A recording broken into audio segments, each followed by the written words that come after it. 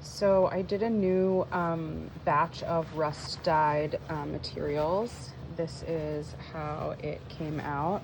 I'm super pleased with it. I used up most of the rusted dyed stuff that I had done already, so this is super cool. There's like this one like giant like hook thing that I think is so cool. I'm thinking about maybe doing some sort of a print with it, which would be cool.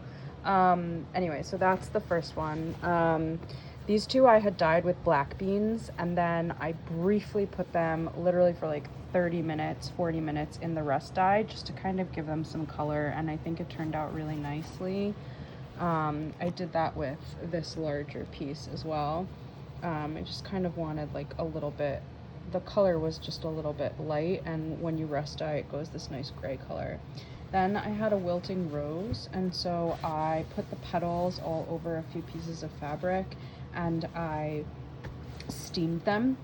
This is just like a piece of like white upcycled sheet, and so you can see that it went all nice and pink kind of tie-dye, which is beautiful, which brings me on to the next piece, which is this funny little sewing box. So this eyelet cotton is also dyed with the rose petals, and I had this scrap of fabric that had roses all over it, and so, or I don't even know if they're roses, but they looked kind of like roses at the time.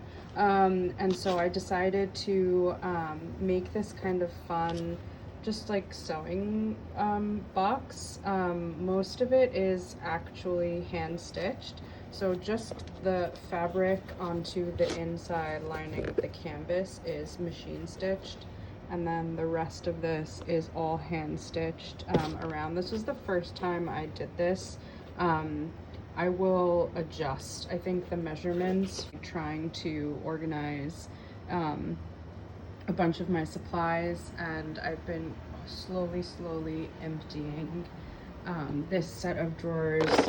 The labels will not come off. It's just like not super aesthetic, so I've slowly been moving all of my all of the things that were originally like in here. I still have a few more to do, but I've been moving them into these mason jars, which I think when sitting on a bookshelf will just look a lot nicer.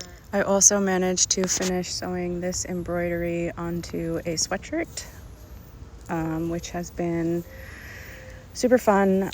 The quote is, "Even the smallest seed can create a garden of dreams." So those are some things I've been working on, and thank you guys for watching.